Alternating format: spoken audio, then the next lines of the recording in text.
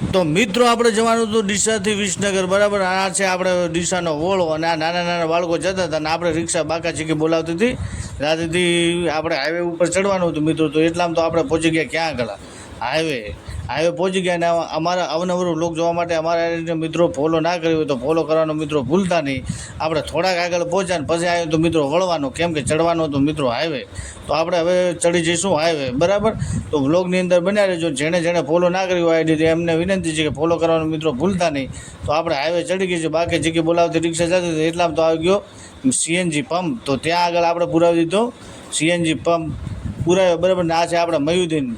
અને પછી એટલામાં તો મિત્રો આપણે વાતોમાં પહોંચી ગયા હતા ક્યાં આગળ, વિસનગર. તો મિત્રો આપણે આવી ગયા હતા વિસનગર આવી ગયા. થોડાક આપણે આગળ હેંડ્યા એટલે મિત્રો આવી ગઈ વિસનગરની સિટી, બરાબર. તો આ આપણે છે વિસનગર મિત્રો, તમે જોઈ શકો છો. થોડાક આગળ પહોંચ્યા પછી આપણે જ્યાં જવાનું હતું ત્યાં પહોંચી ગયા કુવાસણા. ત્યાં આપણને લેવા આવ્યા હતા કોણ, સમીરભાઈ, બરાબર. તો સમીરભાઈને ઘરે જવાનું હતું ને આપણને આવ્યા હતા મિત્રો લેવા સમીરભાઈ. અને ત્યાં આગળ જવાનું હતું મહેમાનગતિ કરવાનું. પછી ઢોલિયા ગોદડો પાછળ, આ થાય આપણે હસનભાઈ, અને પાછળ બેઠા એ અમારા ચકો કાકો, બરાબર. આ આપણે સમીરભાઈ, તેમના ઘરે જવાનું હતું. અને પેલી બાજુ બેઠા એ છે આપણે મયુદ્દીનભાઈ.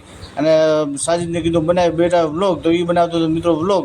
આ છે આપણે હસનભાઈ, ને આ છે અમારા ચકા કાકા. આ આપણે એક મહેમાન છે.